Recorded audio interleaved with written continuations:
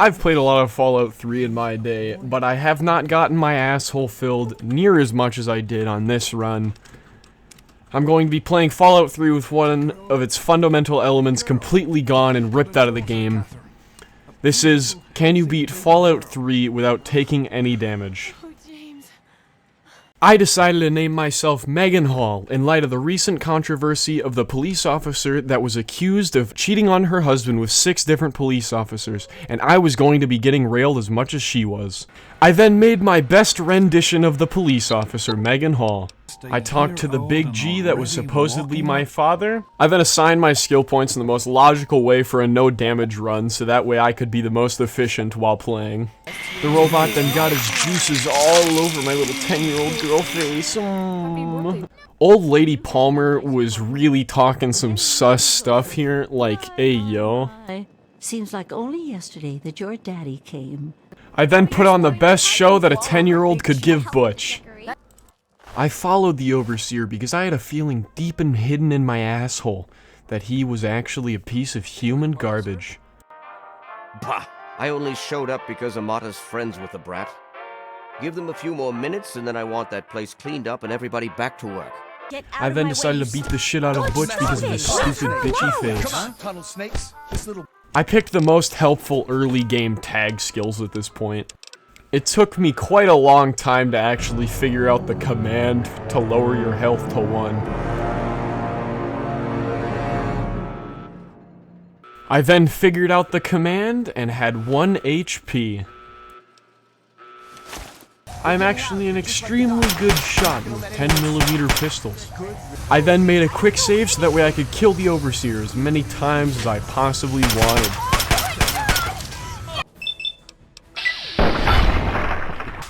Now.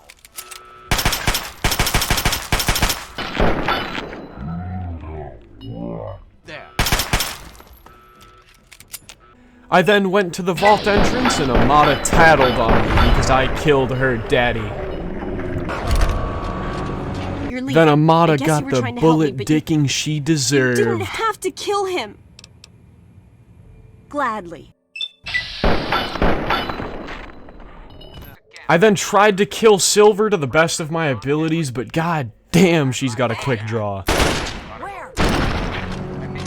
I then caught the bitch with her pants down in a 1-2 punch.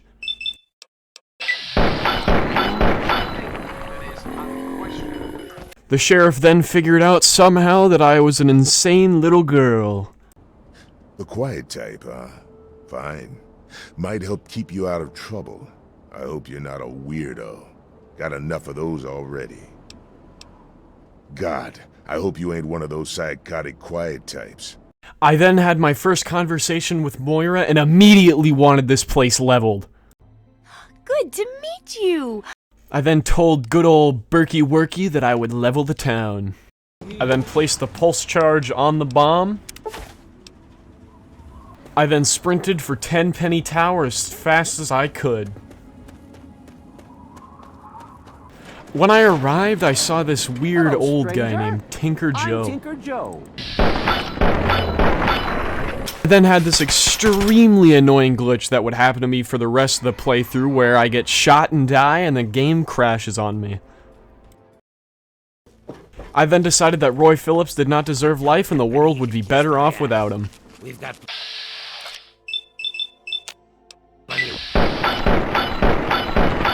Burke got a little bit weird here. The pulse charge is rigged. Excellent. Excellent! Ah, the anticipation is palpable, isn't it? I then asked Tenpenny an extremely good question, for which he gave the best answer I've ever heard. Oh no, I'm certainly rather sore about all of that, but certain sacrifices must be made.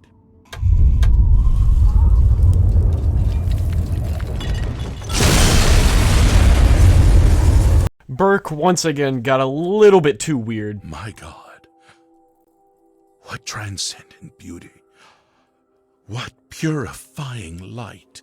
I then set off in the direction of Smith Casey's garage. I immediately decided to just activate the Chinese failsafe because I didn't feel like spending a lot of time in here.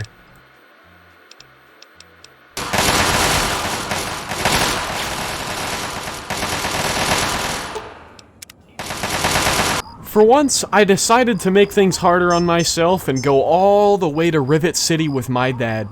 I then saw a Deathclaw and dealt with it the best way I knew how.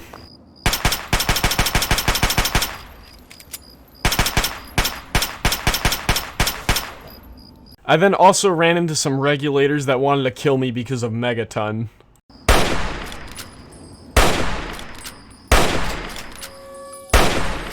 I even made my way to Fort Independence. I did a little bit of trading here so that way I could get more 5.56 ammo. This guy knew about Megaton and I had to execute him for it.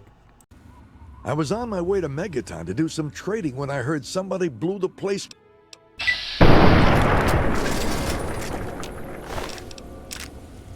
I killed a few raiders on my way. I then got into a bad situation here and the game did not make it any easier on me by crashing about 15 times.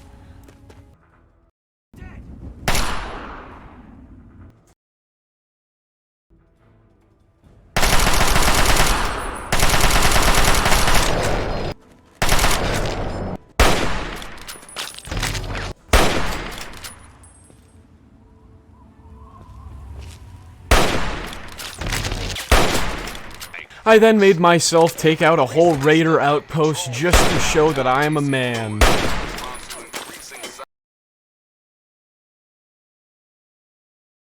This whole thing probably took me about 20 minutes to do, I think.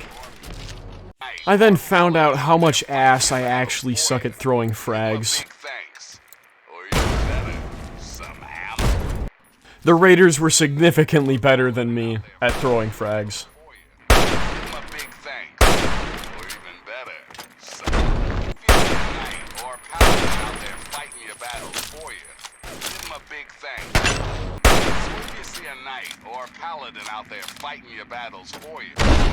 My game crashed about 30 times here still. We're Radio Free Wasteland, and we're...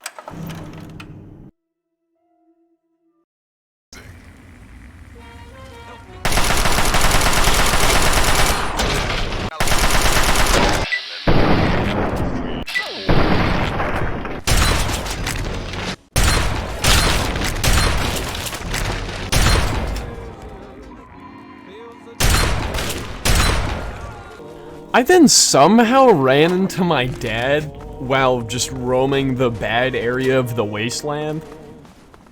Good to see you. I still suck ass at throwing frags though.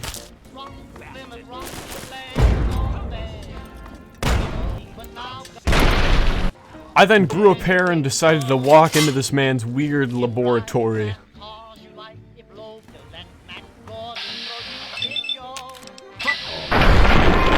I'm pretty sure I killed like the Wasteland's Heisenberg or something, dude, because this man had so many drugs you would not believe. We then set off once again. I also discovered the Citadel and remembered something. Grandma Sparkle lives. I talked to Grandma Sparkle and she had no idea what I was thinking. I also got this cool action shot, but Brian Wilkus ruined it. They're gonna get me.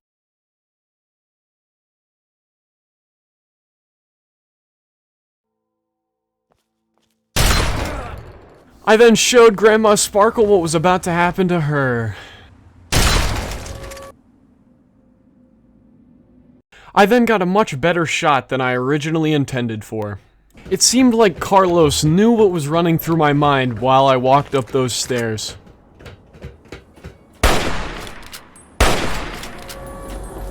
I did some trading and bought myself a fat man. Then I saw my father absolutely beat the fuck out of a mutant.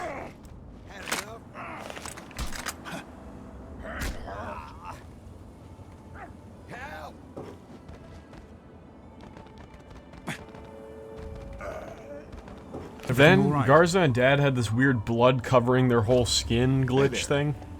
He then completely just lied to me. But none of us are particularly capable fighters.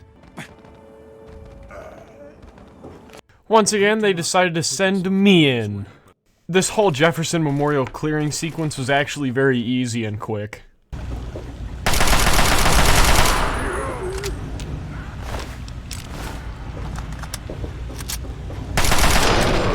I then kinda got myself stuck here for a moment or two because I made a bad quick save while they were all walking up the stairs. As I was really thinking about how to get myself out of this situation, I finally figured it out.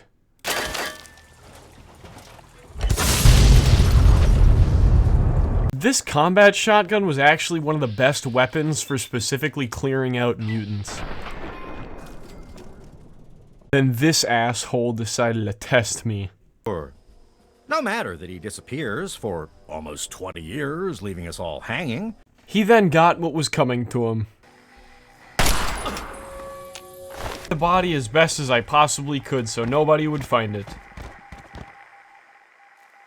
My own father then misgendered me. In the world may be your business, but here, with me, you are my son. I can't begin to tell you how disappointed I am.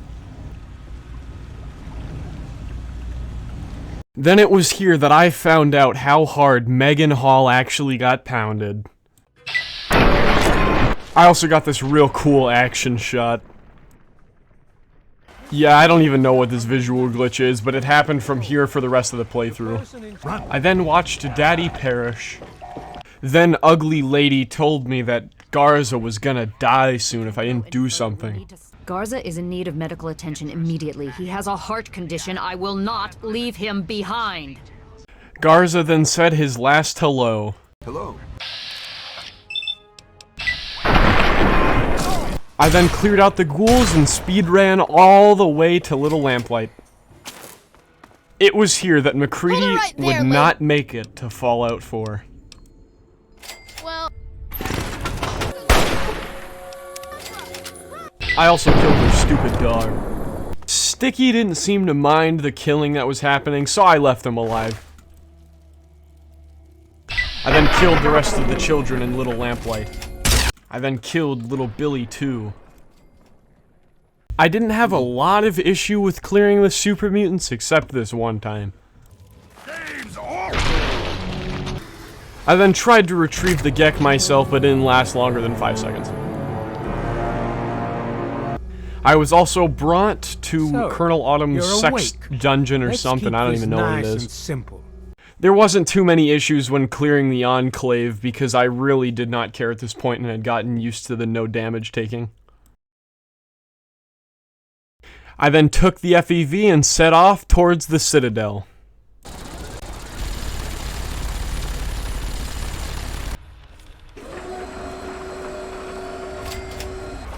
The whole Liberty Prime thing wasn't as bad because I had a few paladins to entertain me for this one. Once again, I get a little bit of my pussy played with here. We then killed the Enclave soldiers to the best of our abilities. I put the FEV virus into the slot, I entered the code, and with that, I had beaten Fallout 3 without taking any damage. The camera then showed me what I did to the wasteland with my own 2 mitts.